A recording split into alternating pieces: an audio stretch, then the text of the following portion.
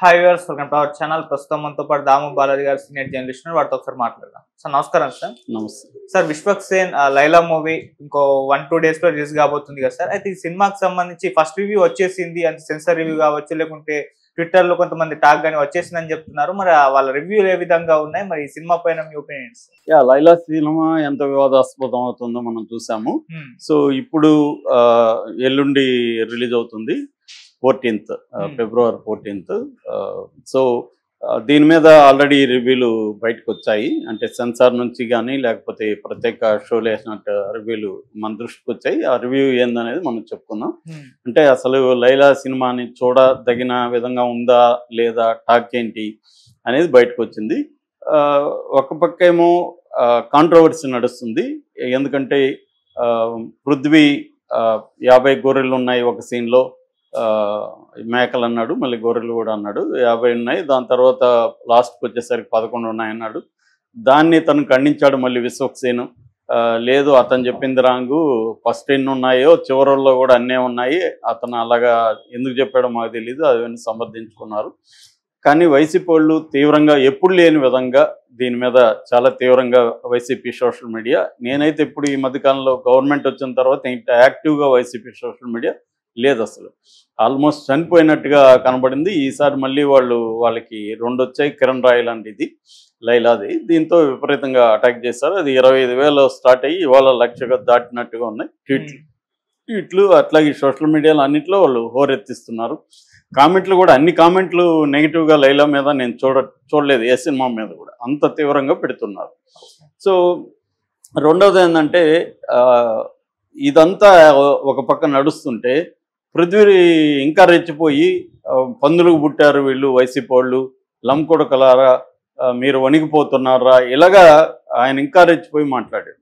దాంతో ఇదంతా కూడా team Vishwaksen, Prithvi, producer Sahu గార్పాటి, director Ramanarayan, వీళ్ళందరూ కలిసే ఈ వివాదాన్ని క్రియేట్ చేశారు. ఎందుకంటే వాళ్ళకి సినిమా అంత అమ్ముడు పోవట్లేదు, పబ్లిసిటీ రావట్లేదు.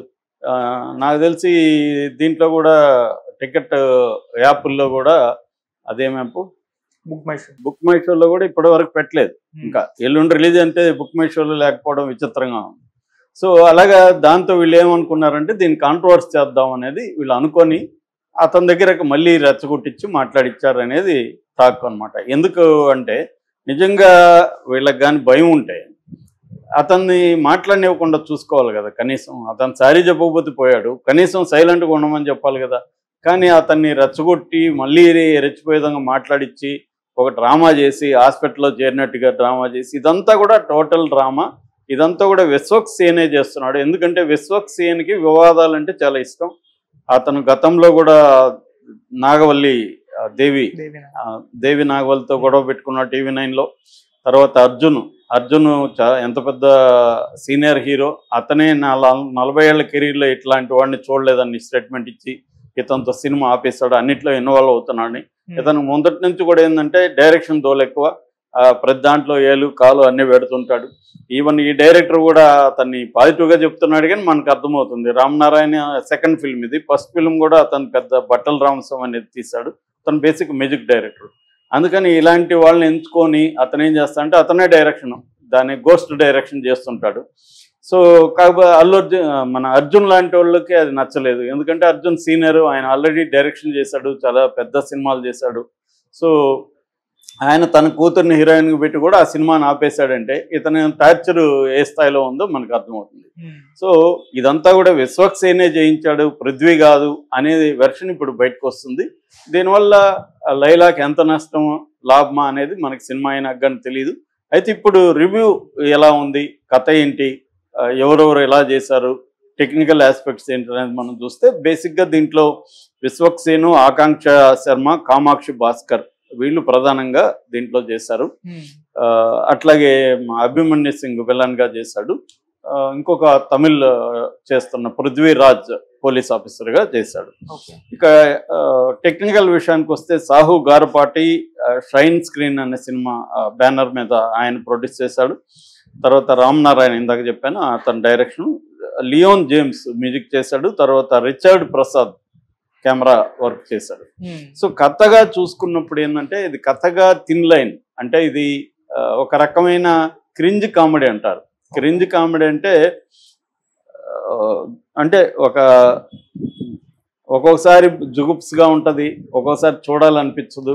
అంటే ఒక రకమైన నీచమైన కామెడీ అని చెప్పుకోవచ్చు మామూలు భాషలో. అట్లాంటి కామెడీ ఇది. సో అది మనకి ట్రైలర్ టీజర్ చూసినా కూడా అరుస్తుంది. డబుల్ మీనింగ్ డైలాగులు పెట్టడం, మనకు మామూలుగా అల్లరి నరేష్ సినిమాలు ఇట్లాగే ఉంటాయి. అల్లరి కూడా అట్లాంటి క్రింజ్ కామెడీనే. అలాంటి ఒక క్రింజ్ కామెడీ ఇది.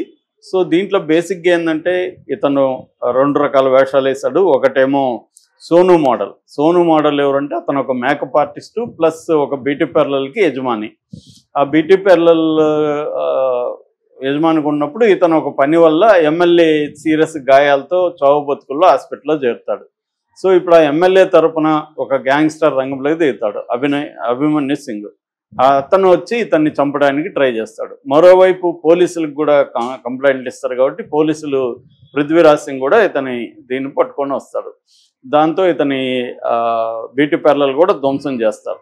ఇప్పుడు ఏంటంటే ఇతనికి ప్రాణభయం స్టార్ట్ అవుతుంది, వాళ్ళు చంపేస్తారేమో అని. సో దాంతో ఇతను ఒక ప్లాన్ చేస్తాడు. అదేంటంటే మారు వేషం వేసి అమ్మాయి వేషం వేస్తాడు. ఈ అమ్మాయి వేషం వేసిన తర్వాత ఒక ట్విస్ట్ ఏంటంటే ఇద్దరు కూడా అభిమన్యు సింగ్, వాడి పేరు రుస్తుం అనుకుంటా, రుస్తుం గ్యాంగ్, అభిమన్యు సింగ్ ప్లస్ పృథ్వీరాజ్ ఇద్దరు కూడా ఇతని లవ్ చేయడం మొదలు పెడతారు. దీంట్లో వీళ్ళని ఎలా డీల్ చేశాడు అనేది బేసిక్గా స్టోరీ లైన్. సో ఇది మామూలుగా విన్నప్పుడు దీన్ని అంటే అల్లరి లాంటి సినిమాలు కూడా హిట్ అవుతాయి, హిట్ అవ్వవు అని లేదు చెప్పలేం. కానీ బట్ ఫ్యామిలీ ఆడియన్స్ దీనికి వెళ్తారా బిగినింగ్లో అనేది డౌట్ అయితే ఉంది. సో సినిమాలో కూడా సెకండ్ హాఫ్లో అంతా చాలా ఎక్కువసేపు ఈ లేడీ క్యారెక్టర్ ఉంది. ఈ లేడీ క్యారెక్టర్ మేము చాలా వర్క్ చేసామని వాళ్ళు చెప్పుకుంటున్నారు. అదేంటి రెమోక్స్ పనిచేసిన నిక్కీ అని ప్రాస్థెటిక్ చేశారు, అతన్ని పిలిపించాము, అతని దగ్గర సలహాలు తీసుకున్నామని డైరెక్టర్ చెప్పాడు. అట్లాగే ఏఐ కూడా వాడామని చెప్తున్నారు. ఏఐ అనేది అదొక మిత్తు, ప్రతిదానికి ఏఐ అంటారు ఈ మధ్య. ఏ అంటే నువ్వు ఏ సాఫ్ట్వేర్ వాడావు ఇవి చెప్పరు, ఏఐ వాడాము అంటుంటారు అన్నిటికీ. సో ఏఐ అనేదేమో అదేమి అద్భుతమైన మ్యాజిక్ ఏం కాదు. ఆల్రెడీ మన ఫోన్లలో ఏఐలు అన్నీ ఇప్పుడు ఉన్నాయి. కాకపోతే ఏంటంటే ప్రధానికి ఇప్పుడు అలాగే వీళ్ళు ఏదో ఒక కొత్త టెక్నాలజీ వాడామని చెప్పడానికి ఏఐ వాడామని చెప్తున్నారు. ఫైనల్గా మన ట్రైలర్ చూస్తే దాంట్లో ఇతను ఆడవేషం వేస్తున్నాడు అంతే, అంతకంటే అది తెలిసిపోతూనే ఉంది. దాంట్లో మళ్ళీ కావాలని ఒక డైలాగ్ కూడా పెట్టించారు. అతను ఎవరు మన విశ్వక్సేన్ ఆడవేషం వేస్తే ఎలా ఉన్నావో అలా ఉందని. అదే క్రింజ్ కామెడీలు ఇలాగే ఉంటాయన్నమాట. అంటే జనం బఫూన్లు లాగా వాళ్ళు ట్రీట్ చేసినట్టుగా మనకు అర్థమవుతుంది. ఇక దీంట్లో ప్లస్లు చెప్పాలంటే విశ్వక్సేన్ చాలా బాగా చేశాడని చెప్తున్నారు. అట్లాగే ఇక అభిమన్యు సింగ్ రొటీన్గా ఉంది. అభిమన్యు సింగ్ కామెడీ అంత వర్కౌట్ అవ్వలేదని చెప్తున్నారు. ఎందుకంటే అభిమన్యు సింగ్ కామెడీ చేయడం అనేది అంటే ఒక గ్యాంగ్స్టరు హీరో ఆడవేషంలో హీరోని లవ్ చేస్తుంటేనే వాడు పనికిమాలినోడనే కదా. మనకి తెలీదా? ఇప్పుడు కనీసం ట్రాన్స్జెండర్స్ కొంతమంది అమ్మాయిలాగా ఉంటారు. ఆ మధ్య మేము థాయిలాండ్ వెళ్ళినప్పుడు అసలు అమ్మాయిలా అబ్బాయిలా తెలియట్లేదు మాకు, అలాగే ఉన్నారు. అట్లుంటే ఓకే, కానీ ఒక మగవాడు ఈ స్థాయిలో మంచి బాడీ ఉన్న అతను అమ్మాయి వేషం వేస్తే అది అమ్మాయి అనుకోవడం అనేది గతంలో కూడా చేశారు. ఇవి క్రింజ్ కామెడీలో వర్కౌట్ అవుతుంది ఎప్పుడైనా.